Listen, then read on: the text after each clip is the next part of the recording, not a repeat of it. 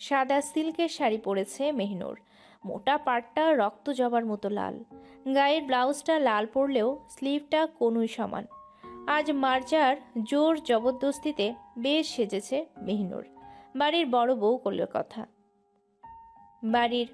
বউ বলে কথা। মার্জার কথা মতন ফিটফাট হলেও মেহনুরের কাছে ভালো লাগছে না। পার্লারের মেয়েগুলো রাক্ষসের মতো মার্জার কথাই শুনেছে। তার লম্বা চুলগুলো খোপা পাকিয়ে ঘাড়ের কাছে সেটে দিয়েছে। মাথার মধ্যভাগে সিথি তুলে খোপার গোল স্তবকটা গাজরা দিয়ে পেঁচিয়েছে। আচ্ছা, ঠোঁটের মেরুন লিপস্টিকটা খরার মতো শুকানো কেন? এটাকেই তাহলে নিতে আপু ম্যাট বলে পরিচয় দেয়। মেহনুর এক বুক অস্বস্তি নিয়ে মেহমান দেখাশোনা করছে। চোখ দুটো চুম্বকের মতো সিঁড়ির কাছে চলে যাচ্ছে। ফাঁকা সিঁড়িটা দিয়ে কখন মাহাতিম নিচে নামবে, কখন সবার আড়ালে ডেকে মেহনুরের দিকে তাকাবে, আজকে সম্পূর্ণ সাজটা একজনের জন্যে উৎসর্গ। অন্তত সেই মানুষটা একটাবার দেখুক, হাসি হাসি ঠোঁটে অবাক চাহনিতে আপাত মস্তক দেখতে থাকুক। ওই মুহূর্তে কি যে লজ্জার পরিস্থিতি হবে সেটা ভেবেই আনমনে মিচকি মিচকি হাসছে মেহনুর। একা একা বেকুবের মতো হাসছিস কেন? পাশ থেকে কণ্ঠ শুনতেই চমকে উঠল মেহনুর। কল্পনার চিন্তাটা কেটে যেতেই বাম দিকে তাকালো। গোলাপি রঙের জামদানি শাড়িতে সাবা দাঁড়িয়ে আছে। চোখের ভেতর প্রশ্ন নিয়ে মেহনুরের কাণ্ড কারখানা দেখছে। সাবার দিকে জোরপূর্বক হাসি দিল মেহনুর। অপ্রস্তুত গলায় আমতা আমতা করে বলল, এই যা, হাসবো কেন? হাসির মতো কিছুই নেই। ভুল দেখেছো বুবু। সাবা চোখ দুটো ছোট ছোট করে গোয়েন্দার মতো তাকালো। রুটা বিজ্ঞ ব্যক্তির মতো উঁচু করে ভাবুক কণ্ঠে বলল, আমি 10 মাইল দূরে থেকে তোর তামাশা দেখছি। কাঁটা চামচ দিয়ে মিষ্টি গুথিয়ে কি করলি? হ্যাঁ। সাবার কথা মতো পিরিচে তাকালো মেহনুর। সাথে সাথে জিহ্বায় কামড় দিয়ে চোখ খিচুনি দিল। কি সর্বনাশ!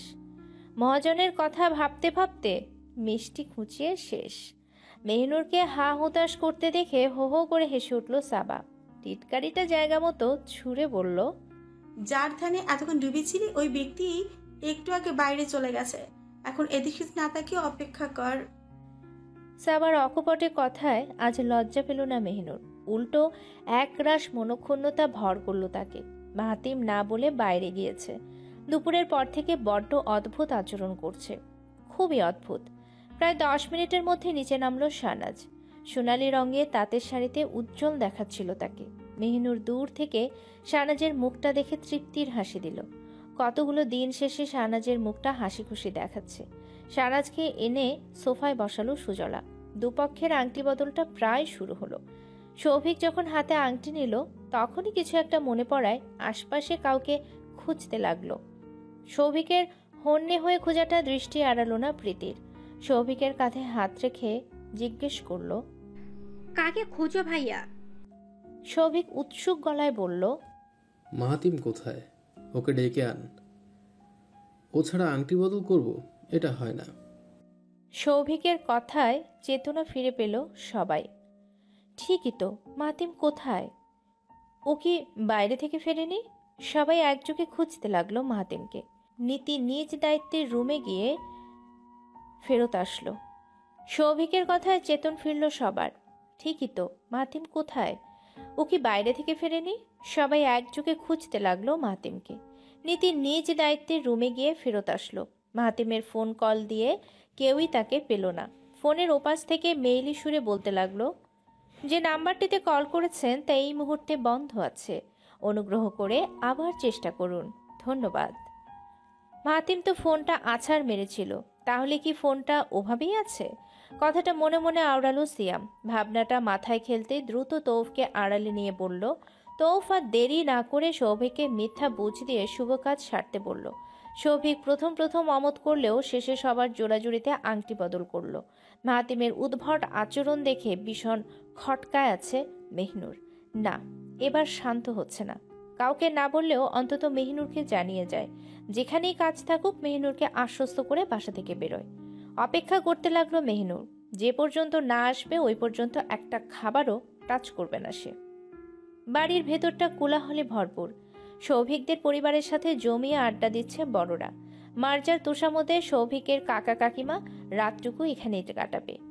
বিয়ের পরিবেশটা জমানোর জন্য আজ ভালোই আয়োজন হয়েছে। অন্যদিকে নীতিরা ছাদে আড়ি গেঁথেছে। খোলা আকাশের নিচে চেয়ার টেবিল ছড়িয়ে এলাহি কারবার। সবাই নিজেদের ব্যক্তি জীবনের নানা গালগপ্প নিয়ে হাসাহাসি করছে। তাদের সঙ্গে তাল মেলাতে হিমশিম খাচ্ছে মেহনুর। রাগে ভেতরটা দাউ দাউ করছে মাতিমের জন্য। অসভ্য লোকটা এখনো দোরগোড়ায় হাজির হয়নি। গেছে কই? কোন চুলোয় আগুন ধরাতে গিয়েছে? মেহনুরকে অন্য চিন্তায় বিভর দেখে জোরে কাশল সৌভিক। কাশির ইঙ্গিতপূর্ণ ব্যাপারটা কানে যেতেই স্বাভাবিক হলো মেহনুর। সৌভিক একগাল হাসি দিয়ে ফাজলামোর সুরে বলল, আপনার অভদ্র লোকটা কাজে গেছে ভাবি শালিকা। চিন্তা ঝেড়ে আমাদের সঙ্গে যুক্ত হন। সৌভিকের মুখে ডাবল সম্বোধন শুনে হো হো করে হাসছে সবাই।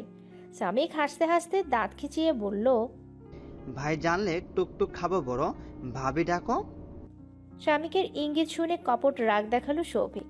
পিঠে জোরে চাপড় মেরে হাসি দিয়ে বলল, আমার কাছে বউনি ভালো, এর ঊর্ধ্বে কিছু ভাবা লাগবে না। কোকাকোলার গ্লাসে চুমুক দিচ্ছিল ফারিন। হঠাৎ গ্লাসটা ঝটকা মেরে ছিনিয়ে নিল তৌফ।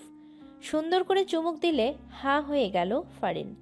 একবার গ্লাসের দিকে তাকালো, আরেকবার তৌফের দিকে দৃষ্টি ঘুরালো সে।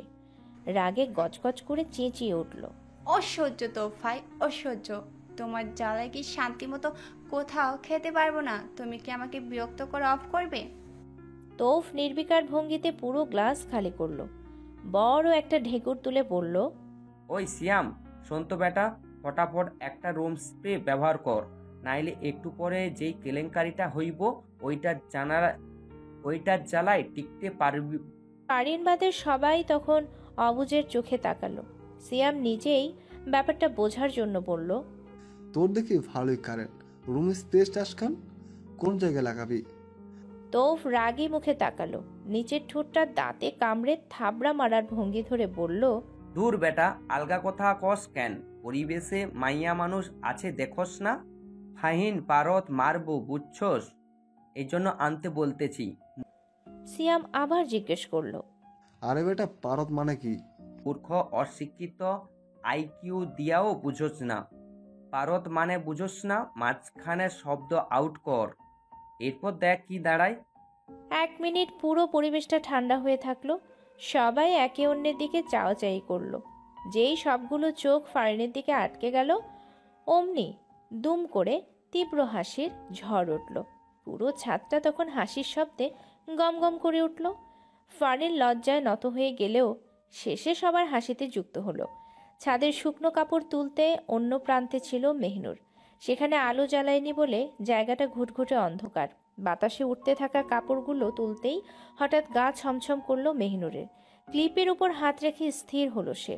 শুঁশো বাতাস, থেমে থেমে হাসির শব্দ, ঝিঁঝি পোকার ছন্দপূর্ণ ডাকটা স্পষ্ট কানে শুনতে পাচ্ছে।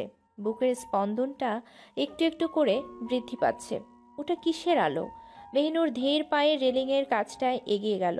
বাড়ির সদর দরজার বাইরে হায়েস গাড়ি থামানো। আরেকটু মনোযোগ দিয়ে তাকাতেই লম্বা গড়নটা দেখতে পেল মেহনুর। গেটের ল্যাম্পপোস্টের আলোয় সাদা পাঞ্জাবিটা দেখতে পাচ্ছে। তাকে 3 জন ব্যক্তি কি কথা যেন বলল। অমনি মাহাতিম রণমূর্তি ধারণ করে তাদের শাসাতে লাগলো। এটুকুতেই ক্ষান্ত হলো না মাহাতিম। সোজা তর্জনী তুলে রাগের তেজ ছেড়ে দিল। ধুক ধুক তালটা যেন কানের পর্দায় আঘাত দিচ্ছে। শরীরটা ঠান্ডা মৌসুমের মতো ভয়ে শিউরে উঠছে। মাহাতিম এখন পর্যন্ত কোনো কিছু লুকায়নি। যা জানতে চেয়েছে, যখন জানতে চেয়েছে, সব নির্দ্বিধায় মেহনুরকে বলার জন্য প্রস্তুত থাকত। হঠাৎ চোখের পলকে প্রথম লোকটার কলার চেপে ধরল মাহাতিম। 2 হাতে কলার খামচে জোরে জোরে নিঃশ্বাস নিচ্ছে সে। দৃশ্যটা দেখার সাথে সাথে মুখে হাত চাপা দিল মেহনুর। মাথাটা এলোমেলো লাগছে। কি হচ্ছে বাইরে? মাহাতিম কেন ঝগড়া করছে? লোকগুলো কারা? মাহাতিমের কবল হতে কোনোভাবেই কলার ছাড়াতে পারছে না। 2 জন লোক অবিরামভাবে কলার ছাড়ানোর চেষ্টা করছে, কিন্তু ব্যর্থ। মাহাতিমকে ওরকম অবস্থায় দেখতে পেয়ে বাড়ির দারোয়ান গিয়ে তাড়াতাড়ি আটকালো। দারোয়ান সহ 3 জন মিলে ওই কলার ছাড়িয়ে দিল। মাহাতিম তবুও ওদের শাসাতে থাকলে দারোয়ান লোকটা ভেতরে টেনে আনলো। মাহাতিমকে শান্ত থাকার কথাটা দূর থেকে বুঝলো মেহনুর। দৃশ্যটা দেখতে দেখতে আরও একবার ঢোক গিলল। হাত ভর্তি কাপড় ফেলে দৌড় লাগালো মেহনুর। মেহনুরের দৌড় দেখে সবাই একটু প্রশ্নসূচকে তাকালেও মাহাতিমকে দেখে হয়তো ছুটে গিয়েছে। মেহনুর কোনো দিকে না তাকিয়ে সোজা বাড়ির বাইরে গেল। হাঁপাতে হাঁপাতে ডান থেকে বামে তাকালে লন এরিয়ায় দৃষ্টি পড়ল। পাকা ছাউনি দেওয়া বসার জায়গাটার কাছে বসে আছে মাহাতিম। আবার দৌড় লাগিয়ে একেবারে সামনে থামল মেহনুর। মুখ হাঁ করে নিঃশ্বাস নিতেই মাহাতিমের কাছে গেল। বসার পাকা জায়গায় মাথা ঝুঁকিয়ে বসে আছে সে। নিচু করা মাথাটায় হাত রাখল মেহনুর। চুলগুলো আঙ্গুলে নাড়াতেই মাথা তুলল মাহাতিম। সামনে আগত মানুষটার দিকে থমথমে দৃষ্টিতে তাকালো। মুষ্টিবদ্ধ করা হাত দুটো আলগা করে একটা হাত উপরে তুলল। মাথা থেকে কোমল হাতটা 5 আঙ্গুলে খামচে ধরল সে। প্রচণ্ড রাগে ক্ষোভে আক্রোশে ঝটকা মেরে হাতটা সরিয়ে দিল। সমস্ত শরীর কেঁপে উঠল মেহনুরের। তুমুল আশ্চর্যে চূর্ণ হলো সে। অপ্রসন্ন দৃষ্টিতে এক বুক ভয় নিয়ে প্রশ্ন করল মাহাতিমকে, বাইরের লোকগুলো কারা? কোনো জবাব দিল না মাহাতিম। নির্বাকভাবে মেহনুরের দিকে তাকিয়ে আছে। মেহনুর একটু ঢোক গিলে আবার জিজ্ঞেস করলো, ওই 3টে লোক কারা ছিল? আপনি ওদের সাথে ঝগড়া করছিলেন, একজনের কলারও চেপে ধরেছেন। ওরা কারা ছিল? বুকটা ধরপড় ধরপড় করছে। মাহাতিম কোনো কথাই বলছে না। বেচাইন মেহনুর এবার কাটকাট ভঙ্গিতে সংযত সুরে বলল, আপনি আমার কাছে কোনো কথাই লুকান না আনসারি সাহেব। আজ যদি কথাটা গোপন করেন তাহলে আপনার ওয়াদাটা ঠিকই ভেঙে যাবে। চট করে 2 চোখ বন্ধ করলো মাহাতিম। জোরে এক নিঃশ্বাস নিয়ে চোখ খুলে তাকালো। অদ্ভুত কঠোরতায়, ভিন্ন সঠতায়, আলাদা গাম্ভীর্য স্বরে বলে উঠল সে। মুখের উপর কেউ যেন ঠাস করে চড় মারল। কথার আঘাতটা মুহূর্তের ভেতর পুরো শরীরে ছড়িয়ে পড়ল। অকল্পনীয় চিন্তায় স্থির হলো মেহনুর। মুখে কোনো শব্দ নেই। তার শ্রীযুক্ত নমন চোখ দুটো বরফের মতো জমে গেছে। ল্যাম্পপোস্টের হলদে আলোয় সাদা পাঞ্জাবির মানুষটাকে শীতল চোখে দেখছে। বিষণ্ণ মুখ, চিন্তিত চাহনি, চোয়াল জোড়া থরথর করে কাঁপছে। এমন দৃশ্যপট মেহনুরের মধ্যে ঝড় তুলে দিয়েছে। একটু আগের বিষাক্ত কথাটা রিরি করে কানে বাজছে। রক্তের দামাল স্রোতে ভেতরটা যেন লণ্ডভণ্ড অবস্থা। মাথা নিচু করে দীর্ঘক্ষণ চুপ থাকার পর মৌনতা ভাঙল মেহনুরের। পাষাণের মতো ব্যক্তির দিকে এক পা এগিয়ে এলো। গরমের উৎকট যন্ত্রণায় সাদা পাঞ্জাবির পিঠটা ভিজে দেহের খাপে খাপে সিটিয়ে আছে। ঘাড়ের উপর বিন্দু বিন্দু ঘাম কণাও দৃশ্যমান। ছাঁটা চুলগুলো কদেরের মধ্যে তেড়ে ফুঁড়ে ঝলমল করে উঠেছে। সেই চুলগুলো এখন ঘামে ভিজে জবজবে অবস্থা। চুলের ভেতর আঙ্গুল চালিয়ে ভেজা গোড়াটা স্পর্শ করল মেহনুর।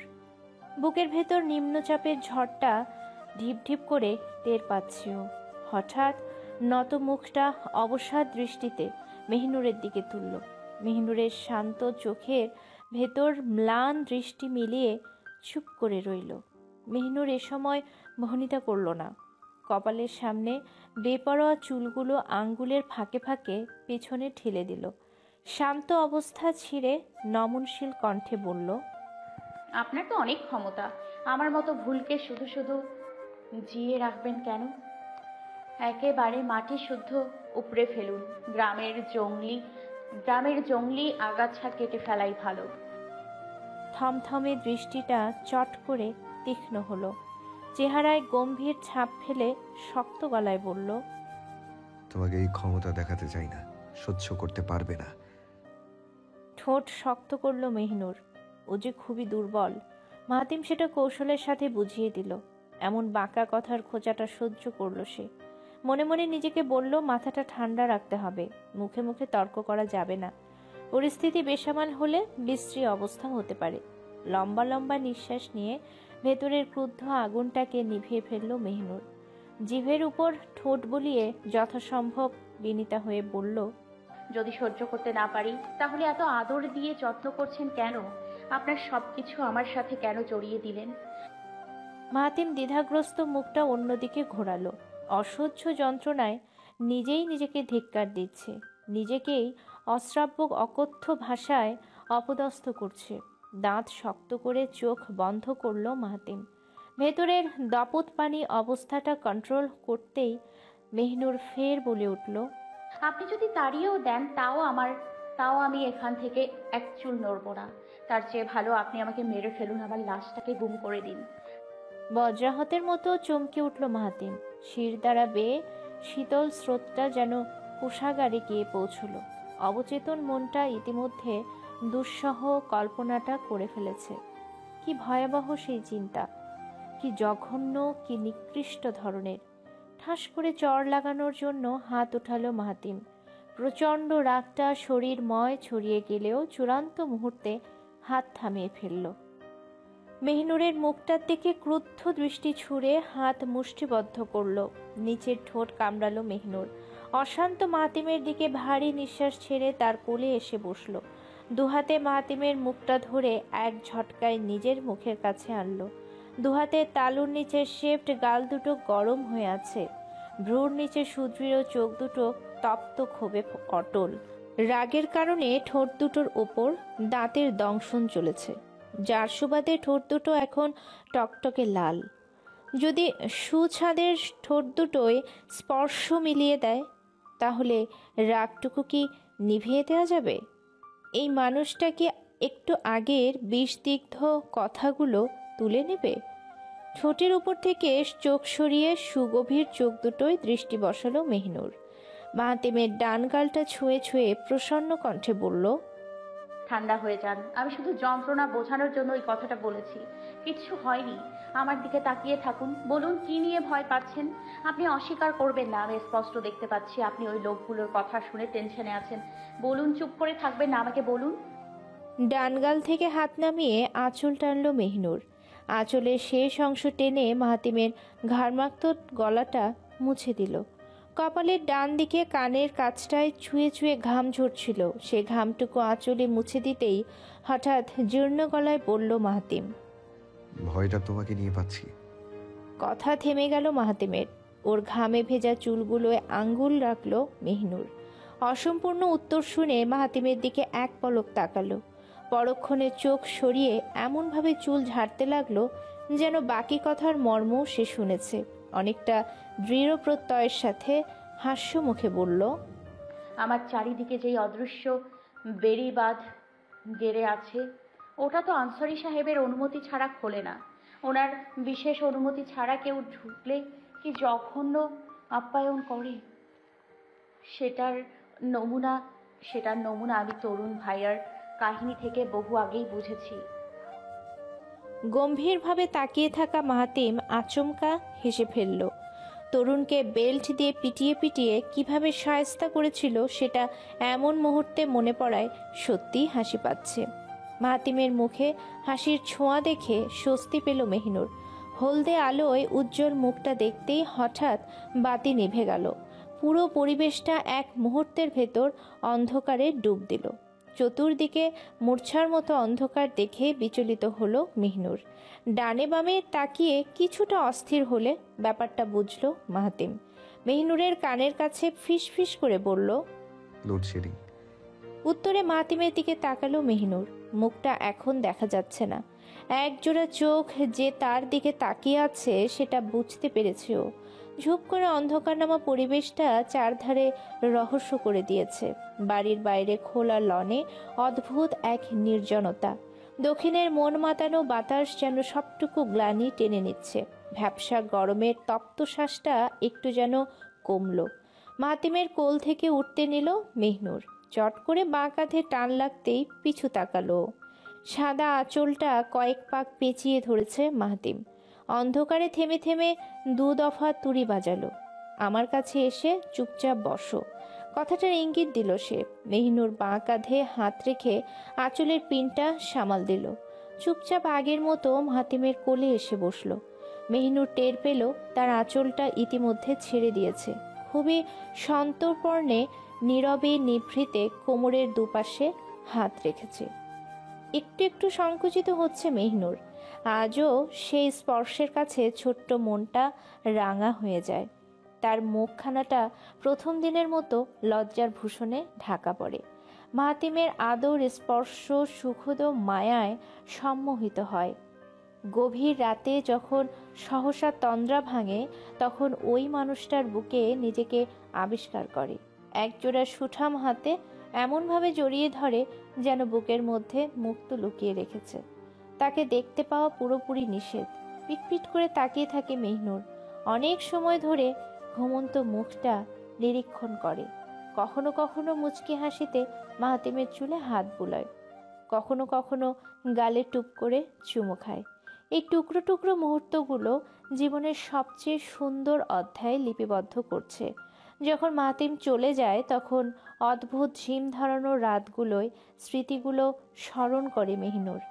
এক একটা মুহূর্ত নিয়ে নাড়াচাড়া করতেই কখনো হাসে, কখনো আরও বেশি উদাসীনতা ভর করে।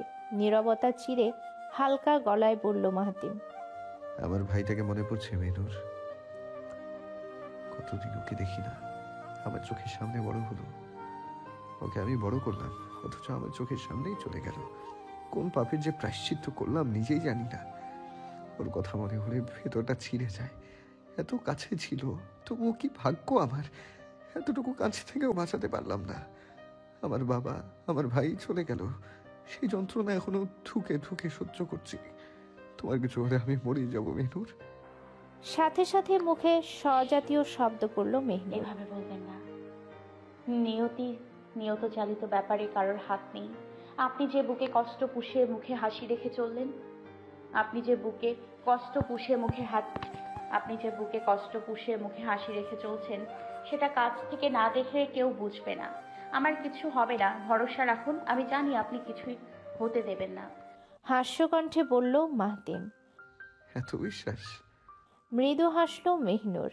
কোমর জড়ানো হাত দুটোর উপর নিজের হাত দুটো রাখল। স্বগতোক্তির মতো বলে উঠল, যতক্ষণ এই হাত দুটোর আশ্রয় আছে ততক্ষণ কোনো ভয় নেই। সেদিন একা একাই যে ব্যক্তি 3টা গাড়ি সটকে দিয়েছে, আপনি তার যোগ্যতার কি জানেন? যোগ্যতার বিচার শুধাতে গিয়ে ঢোক গিলল মেহনুর। বেশ ফটফট করতে গিয়ে ভুলভাল কথা বলে ফেলেছে। কার সাথে বাচালের মতো আচরণ করছে সেটা মিনিট খানেকের জন্য ভুলে গেছিল। কোমর থেকে নিজের হাত দুটো উঠালো মেহনুর। ভয়ে ভয়ে সামনের দিকে তাকাতেই হঠাৎ আলো জ্বলে উঠল। আবারও ল্যাম্পপোস্টের চিলতে আলোয় উজ্জ্বল মুখটা দেখতে পেলে অপরাধী চোখে তাকালো। কখন যে কোমর থেকে একটা হাত ঘাড়ে এসে পৌঁছলো টের পায়নি মেহনুর। ঘাটটায় মৃদু চাপ খেয়ে কিছুটা ঘনিষ্ঠ হলে মুখ নিচু করল মাহাতিম। মাথাটা বাঁ দিকে কিঞ্চিত কাত করে গালে অনুরাগের ছোঁয়াটা চেপে দিল। চোখ দুটো নিমিষের ভেতর বন্ধ করল মেহনুর। ভেজা পাঞ্জাবির পিঠে হাত দুটো রেখে দিল। থেমে থেমে গলার কাছটায় কাঁধের উঁচু হাড়টায় আদরটুকু ছুঁয়ে দিল মাহাতিম। আবারও দেহে শীতল উচ্ছ্বাস লাগিয়ে দক্ষিণা হাওয়া এলো। দূরের আকাশে মিটিমিটি তারার দিকে মুচকি হাসল মেহনুর। মনে মনে সাধুবাদ জানাতেই পরম আবেশে চোখ বুজে ফেলল। ওনাকে পাওয়া যদি আমার অভিশাপ হয়, আমি বারবার অভিশপ্ত হতে চাই। আনসারি নিবাসটা ঘুমে কাবু। প্রতিটি ঘরের লাইট নিভে গেছে। সবাই আমেজের ক্লান্তি শেষে গভীর নিদ্রায় ডুবেছে। আশপাশে কোনো সার নেই। সব যেন নিঃসার নির্জীব হয়ে আছে। ঘড়ির কাঁটাটা টিকটিক করে সেকেন্ডের হিসেব ঘুরছে। রাত গভীর, সময় এখন 3:30। রাস্তার কুকুরগুলো দূর থেকে ঘেউ ঘেউ করছে। আর্তস্বরে ডাকছে 2-1টা কুকুর। গাছের ডালপালা নাড়ার আওয়াজ হয়, যেন ডালে বসে কোনো অশরীরী জিনিস উত পেতে আছে। মাটির গুল্ম পোকাগুলো তাক লাগিয়ে চেঁচাচ্ছে। গায়ে অ্যাডিডাস ব্র্যান্ডের কালো টি শার্ট এবং সাদা ট্রাউজার পরে বেরিয়েছে। বাঁ হাতে মোবাইল নিয়ে বিশেষ কলের জন্য অপেক্ষা করছে। মোবাইলের স্ক্রিনটা আছাড় মারার জন্য কোনাকুনিভাবে ফেটেছে। আপাতত ফোনটা কোনো রকম জোড়া তাপ্পি দিয়ে কলের অপেক্ষায় সময় গুনছে। মুখ ঘুরিয়ে সোজা দোতলায় তাকালো। দৃঢ়তাপূর্ণ চোখ দুটো ক্ষণিকের জন্য সতর্ক হলো। দোতলার বদ্ধ জানালায় সন্দেহজনক কিছু আছে কি না সব বিষয়ে পর্যবেক্ষণ করলো। কিন্তু না, সন্দেহজনক কিছু নেই। সব নর্মাল আছে, সব একদম ঠিকঠাক। কিছুক্ষণের ভেতর মোবাইলটার ডিসপ্লে জ্বলে উঠল। স্ক্রিনের উপর স্পষ্ট অক্ষরে ইনকামিং কল লেখাটা পড়ে ফেলল। রিসিভে সোয়াইপ করে কলটা কানে রাখল।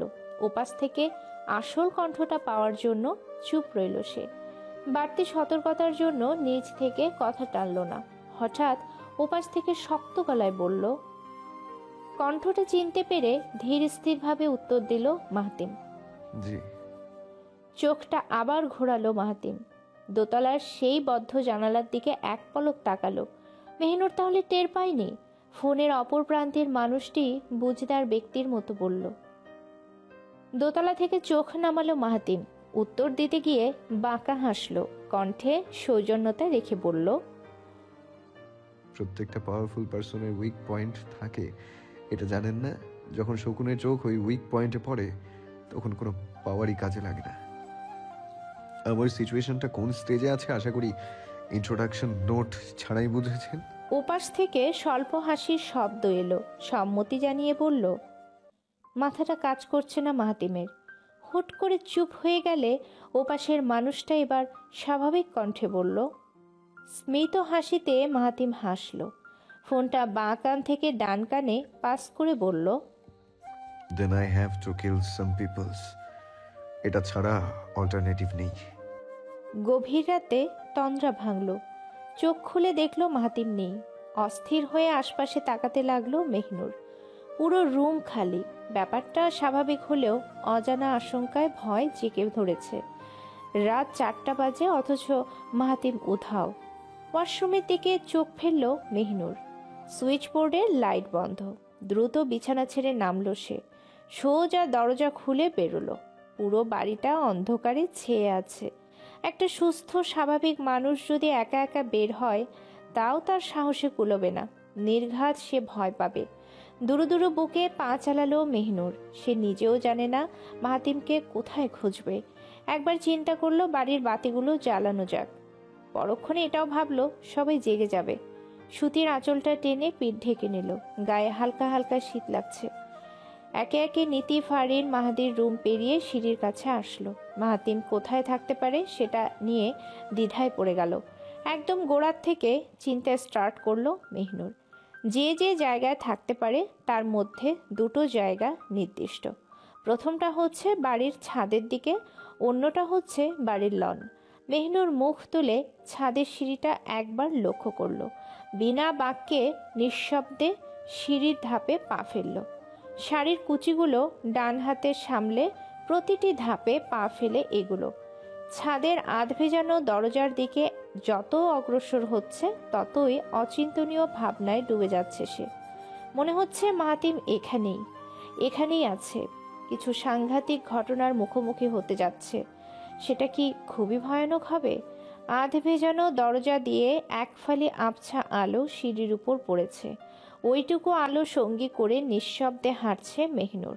দরজাটায় আলতো ধাক্কা দিতেই বিশাল ছাদটা দৃষ্টিগোচর হলো। হু হু অশান্ত বাতাসটা গা ছুঁড়ে দিল। কনকনে শীতের মতো কেঁপে উঠল মেহনুর। আঁচলটা দিয়ে জুবুথুবু হয়ে গা ঢাকা দিতেই মাথা নিচু করে ছাদে ঢুকলো। নীরব ছাদ, ঝিম ধরানো নিঃশ্বার রাত। একা একা খালি ছাদে সত্যিই ভয় করছে। শরীরটা ভয়ের কারণে মৃদু দমকে কেঁপে উঠছে। মেহনুর একবার বামে চোখ ঘোরালো। ওখানে কেউ নেই। রেলিংয়ের কাছ থেকে পুরো খালি। বাম দিক থেকে চোখ ঘুরিয়ে ডান দিকে তাকাতে নিল। তখনই পিলে চমকে ওঠার মতো শিউরে উঠল সে। রেলিংয়ের কাছে লম্বা মূর্তি দাঁড়িয়ে আছে। কালো ছায়াটার অবয়ব দূর থেকে গা কাঁপিয়ে দিচ্ছে। ছায়াটার পাশে ওটা কি? ছোটখাটো আরেকটা মূর্তি। মেহনুর অস্বাভাবিক হারে নিঃশ্বাস নিতে স্থির চোখে পেছাতে লাগলো। এক পা করে পেছাতে নিলে হঠাৎ সদ্বিদ ফেরার মতো থমকে গেল। যাকে সে ভয়ঙ্কর কিছু ভেবে চলেছে সেটা ওই কাঙ্ক্ষিত মানুষটা না। কিন্তু পাশে ওটা কে? ঠিক নারী মূর্তির মতো বোঝা যাচ্ছে। কে ওটা? কে হতে পারে? রেলিংয়ের উপর দৃষ্টি ফেলে দাঁড়িয়ে আছে। মধ্যরাতের প্রশান্তিময় হাওয়া পৃথিবীর বুকে জায়গা করে নিয়েছে। দূর দূরান্ত থেকে শোরগোলের শব্দ নেই। রাতটা নিঝুম, নিঃশব্দ, নিস্তেজ। ঠান্ডা হাওয়ায় কালো টি শার্টটা বুকের ভেতর দোল দিচ্ছে। মাথার ঝলমলে বাড়ন্ত চুলগুলো প্রফুল্ল চিত্তে উড়ছে। সাদা ট্রাউজারের পকেটে হাত দুটো গুজে রাখা। বুদ্ধিদীপ্ত মুখটা চাপা বিষাদের ছায়ায় ল্যাপটানো।